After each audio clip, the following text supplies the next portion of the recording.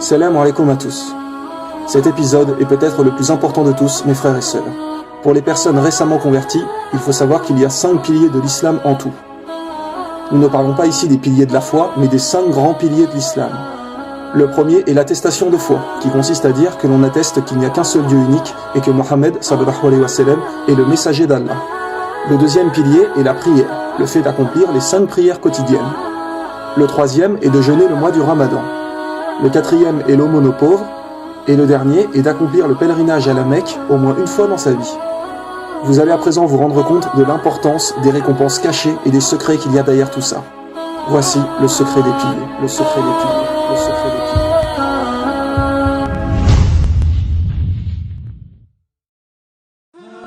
Beaucoup de gens pensent qu'une fois tournés vers l'islam, leur vie va devenir difficile, qu'ils ne seront plus libres, qu'ils ne pourront plus rien faire. Et ces fausses idées sont dues principalement à la manipulation des médias. Il est tout à fait compréhensible qu'aujourd'hui, les gens ont des mauvaises pensées de l'islam, vu les mensonges qui sont racontés à la télé. C'est quelque part tout à fait légitime pour eux d'être réticents à cette religion.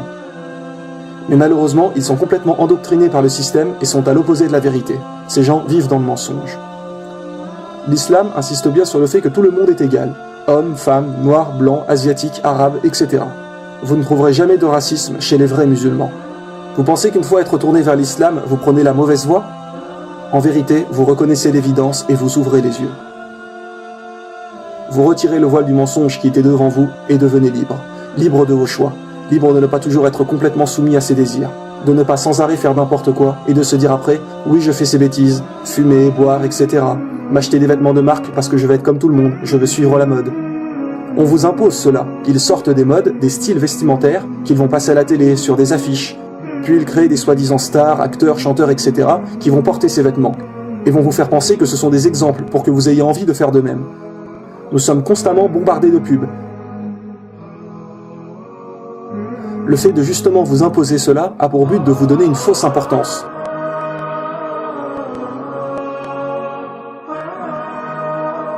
Avec par exemple les sites de réseaux sociaux, etc. Tout le monde affiche toute sa vie sur Facebook, jusque parfois dans les moindres détails, et vous n'avez presque plus de vraie vie sociale. Les gens ne parlent plus que comme ça, par machine. De manière à ce que tout le monde s'éloigne les uns des autres. Que chacun vive enfermé dans sa bulle. Et quand vous apprenez les vrais problèmes du monde, cela ne vous choque pas plus que ça. Parce que vous êtes trop occupé à vos divertissements et occupations.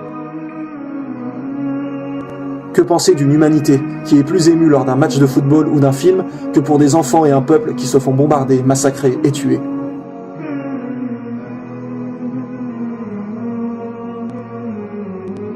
Les gens vivent comme à la télé, s'habillent comme à la télé, mangent comme à la télé. Mes frères et sœurs, vous êtes la réalité, et la télé l'illusion. Vous êtes la réalité, et la télé vous êtes la réalité, et la télé l'illusion. Au nom d'Allah, réveillez-vous. Au nom d'Allah, réveillez-vous. Au nom d'Allah, réveillez-vous. Sachez qu'une fois que vous mentionnez l'attestation de foi, Allah vous pardonne tous vos péchés antérieurs, car ils étaient faits quelque part par ignorance, hors de l'islam. Mais rappelez-vous que plus tôt vous vous convertirez, plus vous aurez du temps dans votre vie pour commettre des bonnes actions, aider des gens, prier, conseiller vos proches à se tourner vers l'islam. Sachez qu'aucune action n'est négligeable. Le travail d'un musulman est constant. Vous voyez une personne âgée qui a du mal à porter ses courses, aidez-la. Vous voyez une personne qui pousse sa voiture en panne dans la rue, aidez-la. Montrez le bon exemple. N'oubliez pas que nous sommes la communauté de Mohammed sallallahu alayhi wa sallam, et le prophète et ses compagnons couraient derrière les bonnes actions. Certains disaient même que s'ils ne trouvaient pas une bonne action à faire dans la journée, comme par exemple un pauvre à nourrir, etc., ils étaient tristes et avaient peur qu'Allah leur en veuille, dû au fait qu'il ne leur avait pas donné la possibilité de faire une bonne action.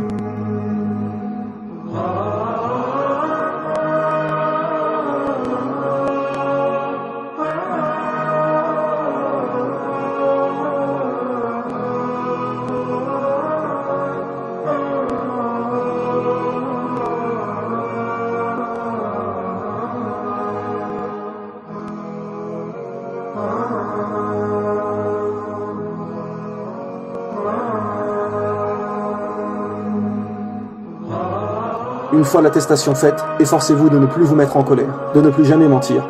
Le prophète sallallahu alayhi wa sallam a dit « Dites la vérité, même si elle est amère. Œuvrez au maximum dans le bien pour avoir, Inch'Allah, les meilleurs niveaux du paradis. Car le paradis se mérite, alors consacrez le plus de temps à faire le bien. » Beaucoup de gens négligent malheureusement le second pilier qui est la prière. Pour beaucoup de musulmans, c'est juste « je ne mange pas de porc et je jeûne le mois de Ramadan ». Beaucoup font juste cela parce que c'est une habitude et puis voilà. Ce n'est pas tellement pour la religion, mais par tradition. Alors que la prière, mes frères et sœurs, est ce qui vous maintient debout. Elle renferme tant de bonheur. Quand on prie avec crainte d'Allah et espoir de sa miséricorde, il y a un véritable bien-être lors de la prière. Saviez-vous qu'au jour du jugement, la toute première chose qui vous sera demandée sera la prière? Avez-vous prié? Alors voulez-vous commencer votre jugement correctement ou voulez-vous déjà débuter avec un manque plus que crucial? Mes frères et sœurs, la prière est le seul pilier de l'islam qui vous rattache à Allah tous les jours. En y réfléchissant, l'attestation de foi, il faut la dire une fois dans sa vie et puis c'est fait, même s'il est tout à fait possible de le redire et c'est d'ailleurs bien évidemment conseillé. Mais une fois qu'on l'a dit, ça y est, le premier pilier est rempli. Aux yeux d'Allah, nous sommes musulmans. Le ramadan ne dure qu'un mois dans l'année, l'aumône ne se fait pas non plus tous les jours, et le pèlerinage doit se faire minimum une fois dans sa vie. Mais quel est le seul pilier qui vous rattache vraiment à Allah tous les jours? La prière. 5 fois par jour, cela vous met en contact avec Allah. Beaucoup de gens demandent « Comment puis-je ne plus commettre de péché ?» Eh bien voilà la réponse, la prière. La prière est l'acte qui vous permet de ne plus commettre de péché. Car quand on la fait 5 fois par jour, assidûment, à l'heure, avec sincérité, on pense sans cesse à Allah. Et si on est vraiment sincère avec nous-mêmes, à force de prier, nous allons culpabiliser et arrêter les péchés. C'est votre vie qui doit tourner autour de la prière et non l'inverse. C'est votre vie qui doit tourner autour de la prière et non l'inverse. C'est votre vie qui doit tourner autour de la prière et non l'inverse. On doit adapter sa vie aux prières et non adapter ses prières à sa vie. Allah a dit dans le Coran, chapitre 29, verset 45, « En vérité, la prière préserve de la turpitude et du blâmable. Le rappel d'Allah est certes ce qu'il y a de plus grand. Le rappel d'Allah est certes ce qu'il y a de plus grand. Le rappel d'Allah est certes ce qu'il y a de plus grand. »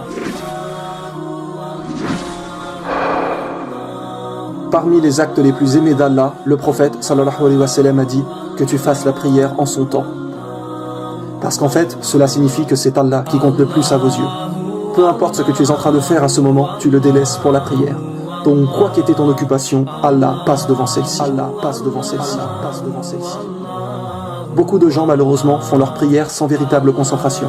Ils voient ça comme une contrainte et essayent de la faire la plus vite possible pour s'en débarrasser.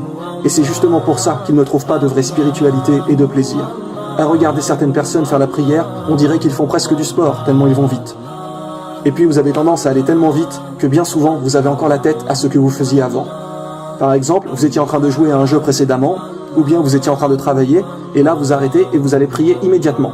Et finalement, bien souvent, vous avez encore la tête au travail. Vous récitez les paroles de la prière, mais votre tête pense encore à ce qu'elle faisait avant. Souvent, lors de la prière, on est là et on se dit « Mince, j'ai oublié de faire ça » ou « Je devais appeler cette personne », etc. Et finalement, votre esprit n'est pas du tout concentré sur ce qu'il fait.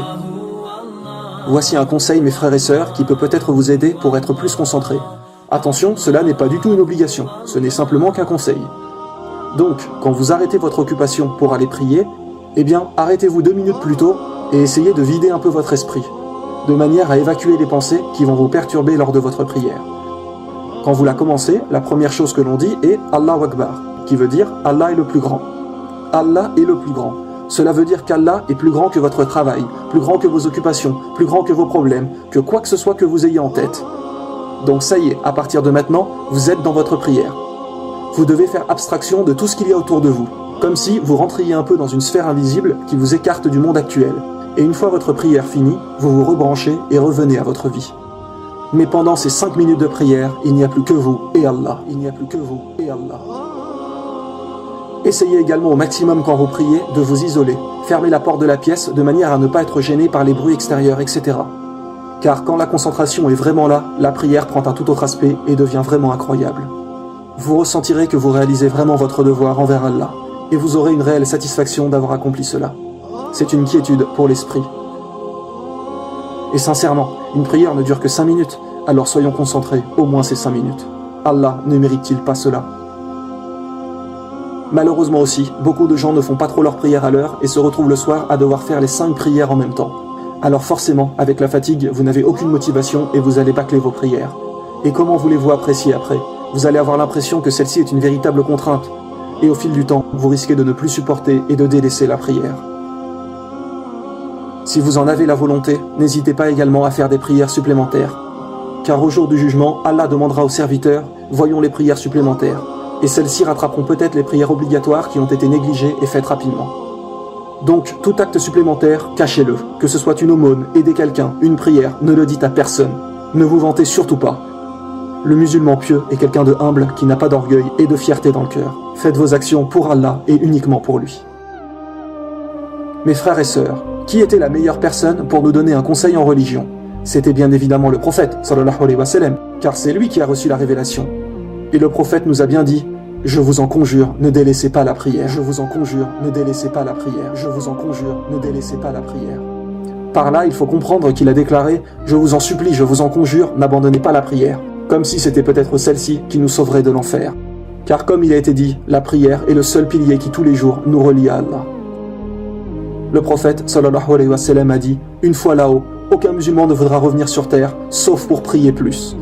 Donc la chose pour laquelle on aurait envie de revenir serait de faire une prière supplémentaire. Alors mes frères et sœurs, ne négligez jamais une prière. Sachez aussi qu'à chaque fois que vous vous prosternez lors de votre prière, vous perdez des péchés. Le prophète nous a dit que lorsque le serviteur se prosterne, les péchés tombent de ses épaules. À savoir également qu'à la base, le nombre de prières devait être de 50 par jour. Imaginez-vous, cela semble impossible, parce qu'aujourd'hui, nous avons tellement d'occupations que cela semble prendre trop de temps, alors qu'en réalité, le but de cette vie est la religion. Mais Allah a réduit le nombre de prières obligatoires de 50 à 5. Si je vous dis cela, c'est parce que toute personne qui prie ces 5 prières obligatoires à l'heure aura la récompense de 50 prières. Mais uniquement si les 5 prières sont faites à l'heure. Regardez à quel point Allah donne des récompenses immenses à celui qui cherche à être pieux. Donc vraiment, comme le meilleur des hommes l'a dit, je vous en conjure, ne délaissez pas la prière. Elle était aussi la dernière action recommandée par le messager d'Allah avant sa mort.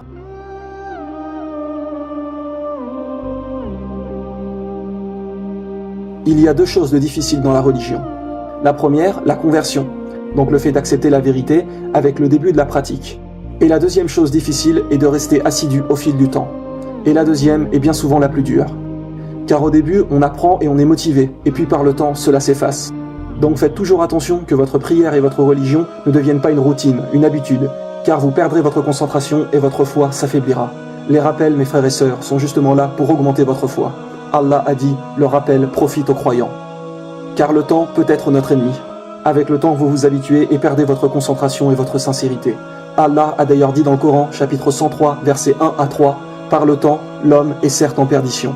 Sauf ceux qui croient et accomplissent les bonnes œuvres, s'enjoignent mutuellement la vérité et s'enjoignent mutuellement l'endurance. » C'est pour cela qu'il faut des rappels. Donc la prière, comme la religion, doit être entretenue. Sinon, cela devient une routine et vous éloigne d'une bonne pratique. Le troisième pilier, l'aumône aux pauvres, a plusieurs buts. Sachez qu'en fait, il est du devoir du musulman de donner un tout petit pourcentage de ce qu'il a gagné une fois par an. Donc bien évidemment, ce n'est obligatoire que si vous gagnez de l'argent et que vous en avez assez pour vivre. Mais sachez que si tout le monde le faisait et donnait une infime partie de ce qu'il gagne une fois par an, eh bien il n'y aurait plus du tout de pauvres sur terre.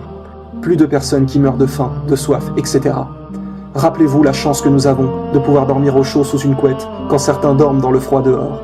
Rappelez-vous la chance que nous avons de pouvoir manger ce que nous aimons quand certains doivent manger des restes qu'ils trouvent par terre ou dans les poubelles. Rappelez-vous aussi la chance que nous avons, lorsqu'on a soif, d'avoir simplement à bouger la main et ouvrir le robinet, quand certains marchent des kilomètres pour avoir de l'eau dans un puits, ou bien même lorsqu'ils sont obligés de boire de l'eau de pluie dans les flaques, etc. Pensez à eux quand vous vous couchez le soir sur un matelas et que eux sont à même le sol. Ils n'ont pas d'oreiller ou tout le confort que nous possédons. Des gens disent « Oui, mais quand on voit des pauvres dans la rue, on ne sait jamais trop si on doit leur donner. Car peut-être qu'avec l'argent, ils vont s'acheter de l'alcool ou des cigarettes. Mais ça, mes frères et sœurs, vous n'y êtes pour rien. L'important est qu'aux yeux d'Allah, vous avez fait votre don. Nous, notre devoir, c'est de donner. Ce n'est pas vous qui achetez de mauvaises choses. Vous faites simplement le bien. Et puis, tous les pauvres ne font pas ça. Certaines personnes s'achètent vraiment à manger, à boire, etc. Parce que, imaginez que tout le monde réagisse comme ça. Que tout le monde se dise « Non, je ne donne pas, car je ne sais pas ce qu'il va faire avec. » Eh bien, dans ce cas, personne n'aidera jamais ceux qui sont vraiment dans le besoin. N'oubliez pas que vous donnez pour Allah. Vous, votre travail s'arrête à donner. Voulez-vous faire partie de l'aide et de la solution, ou de la méfiance et de l'inaction? Sachez que nous allons, Inch'Allah, peut-être bientôt commencer une aide humanitaire. Nous sommes en contact avec des zones en Afrique où vivent des gens qui sont dans un profond besoin. Et donc, nous organiserons des collectes de dons par Internet à qui voudra participer. Nous allons bientôt, Inch'Allah, nous rendre sur place et tout filmer, pour que vous puissiez vous rendre compte de vos propres yeux de la difficulté que vivent ces gens. Et comme nous savons que beaucoup de personnes disent qu'ils ne savent pas souvent à qui faire une aumône, eh bien nous allons peut-être vous donner l'occasion, Inch'Allah, de réaliser cela. De plus que, comme il est dit, tout sera filmé, pour que vous vous rendriez bien compte des personnes que vous aidez. Nous vous tiendrons au courant de tout, Inch'Allah. Mais il est de notre devoir d'aider au maximum ceux qui sont dans le besoin. Alors mes frères et sœurs, quand vous voyez des pauvres dans la rue, n'hésitez pas à donner un peu. Ne serait-ce qu'1 ou 2 euros. Chacun fait en fonction de ce qu'il a. Mais ne négligez pas d'aider quelqu'un. Le musulman a la responsabilité d'aider son prochain. Le musulman a la responsabilité d'aider son prochain. Le musulman a la responsabilité d'aider son prochain. Et toujours, lorsque vous donnez, faites en sorte de ne le dire à personne. Vous donnez pour Allah.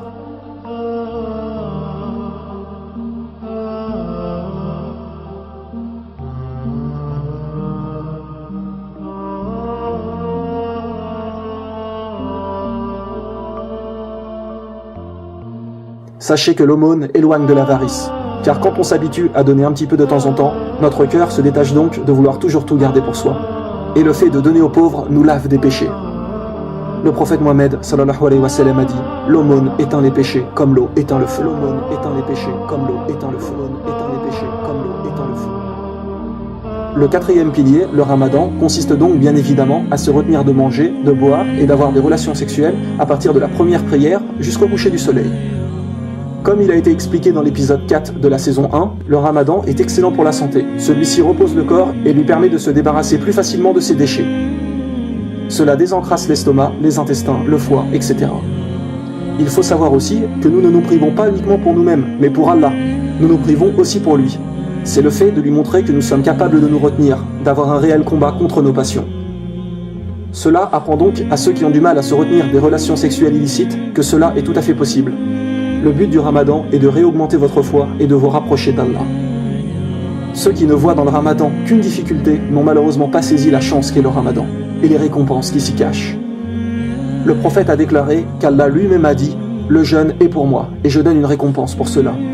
Un homme abandonne sa passion sexuelle, sa nourriture et sa boisson par amour pour moi. » Le prophète sallallahu alayhi wa sallam a également dit que le jeûne est un bouclier contre l'enfer.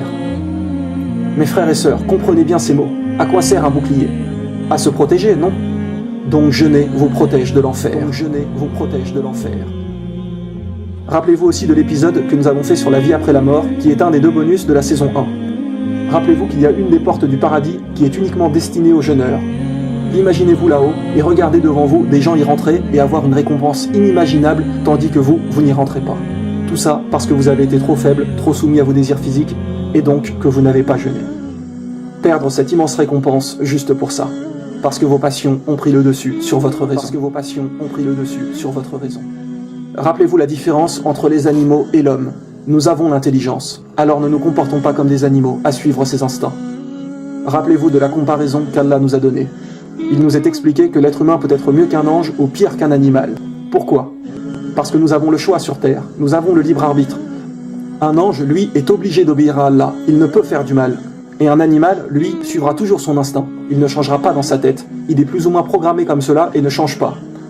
Donc un homme qui suit sans cesse ses passions sans réfléchir est pire qu'un animal, car il avait la possibilité de réfléchir mais ne l'a pas fait. Par contre, s'il se contrôle et ne se livre pas à tous ses désirs, alors il sera meilleur qu'un ange, car il avait la possibilité de faire du mal, contrairement à un ange, mais s'est retenu et ne l'a pas fait. Mes frères et sœurs, voulez-vous au jour du jugement, aux yeux d'Allah, être meilleur qu'un ange? Prouvez à Allah que vous vous contrôlez et que vous êtes maître de vous-même. Vraiment, pour l'amour d'Allah, cessez une bonne fois pour toutes les relations illicites, l'alcool, la cigarette, les boîtes de nuit, les jeux d'argent, les insultes, le non-respect aux proches, etc. Changez et restez définitivement sur la voie du meilleur des hommes, Mohammed sallallahu alayhi wa sallam. Suivez sa sunna, son exemple de vie. Quand quelqu'un jeûne sincèrement par amour pour Allah, le ramadan ne lui semble pas si difficile.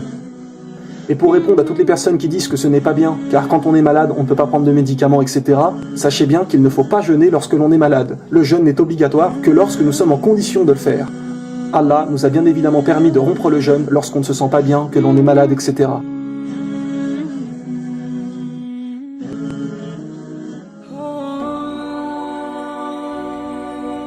Allah nous a bien dit « nulle contrainte en religion ».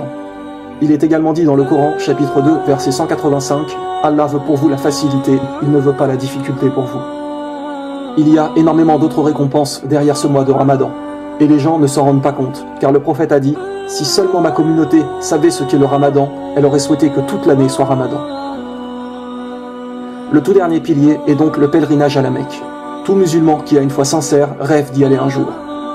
Avant de commencer et d'expliquer, sachez que comme pour le Ramadan, le pèlerinage à la Mecque n'est obligatoire si et uniquement si vous en avez les capacités physiques et financières. Donc quiconque n'a pas assez d'argent pour faire le voyage ou n'en est pas capable physiquement, n'a pas à le faire.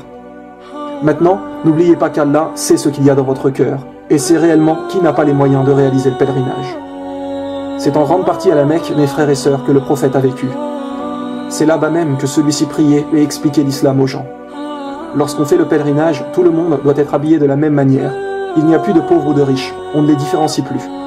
C'est comme on pourrait dire une parcelle de l'au-delà. Il y a une sensation indescriptible de lorsque vous arrivez et que vous voyez la Kaaba et ces millions de gens qui viennent de toute la planète pour venir remercier notre Créateur. C'est de notre devoir de nous y rendre au moins une fois. Et la récompense qui est derrière est incroyable. Le prophète a dit que parmi les meilleures actions que l'on puisse faire, il y a le fait de faire un pèlerinage sincère envers Allah. Attention, écoutez bien mes frères et sœurs. Le prophète sallallahu alayhi wa sallam a dit « Le pèlerinage sincère n'a d'autre récompense que le paradis. » Il a également dit « Celui qui accomplit le pèlerinage sans proférer des paroles obscènes ni commettre des actes indécents sort de son pèlerinage aussi innocent que le jour de sa naissance. » Et comment sortons-nous le jour de notre naissance? Sans aucun péché. Cela veut dire que le pèlerinage nous lave de tous nos péchés. Maintenant attention, sachez qu'Allah ne donne pas forcément l'occasion à tout le monde d'aller au pèlerinage. C'est quelque chose qui se mérite, et ces récompenses ne sont valables qu'à ceux qui sont bien évidemment sincères dans leur foi. Pas à ceux qui viennent réaliser leur pèlerinage en vitesse, sans concentration, et repartent dans leur pays recommencer leurs péchés. Mais il y a là-bas la sensation d'être égal avec tout le monde. Plus de fierté et de richesse, tout le monde est là pour prier envers notre Créateur. La Kaaba est considérée comme la maison sacrée. Ne perdez surtout pas l'occasion d'y aller si vous en avez la possibilité.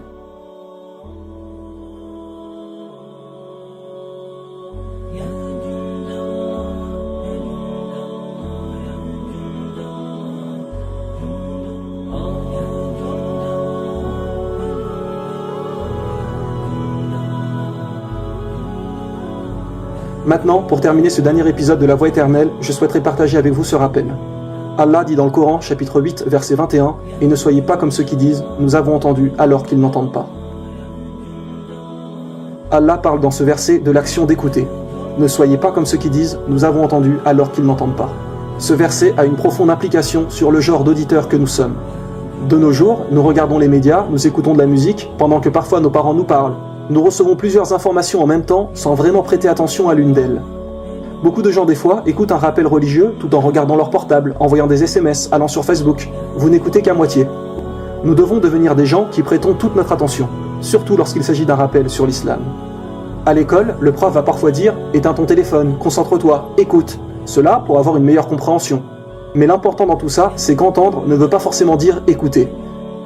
Quand vous regardez nos vidéos, vous entendez certes, mais écoutez-vous vraiment? Quand vous écoutez vraiment, cela veut dire que vous avez pris le conseil qui vous a été donné. L'avez-vous appliqué dans votre vie? Y a-t-il eu du changement, vous comprenez? Entendre ne veut pas forcément dire écouter.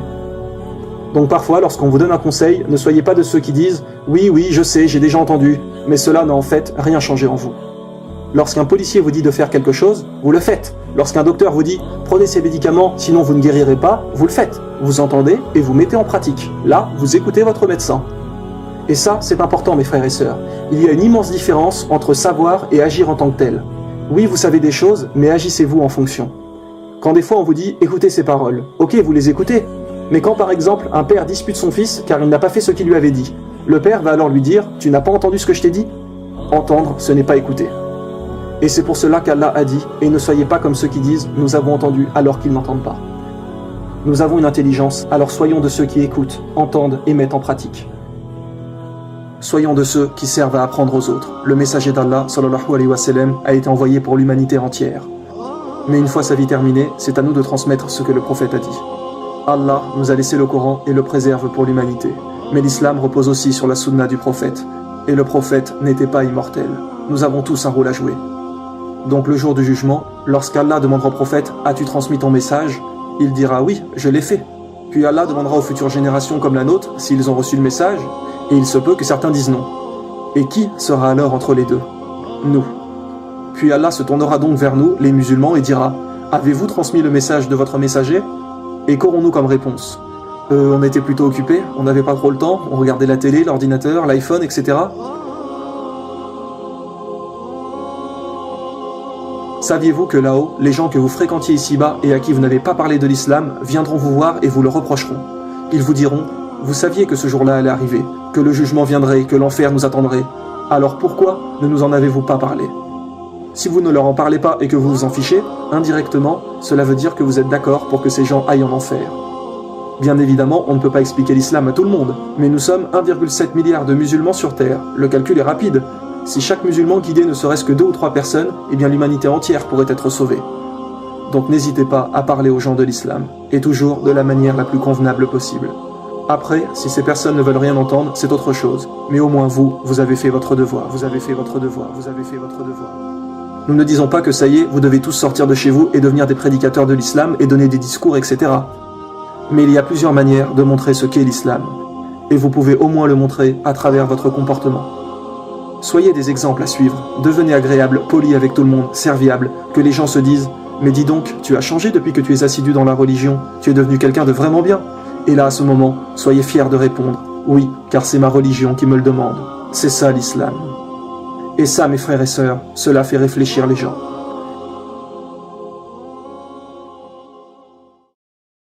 Nous espérons que cette 3e saison vous a été utile et que suite à cela, votre comportement s'améliorera et que vous délaisserez sincèrement les péchés. Rappelez-vous que le bon comportement est la priorité du musulman. On a demandé au prophète, sallallahu alayhi wa sallam, qu'est-ce qui fait le plus accéder au paradis? Il répondit, la crainte d'Allah et le bon comportement. La crainte d'Allah et le bon comportement. La crainte d'Allah et le bon comportement.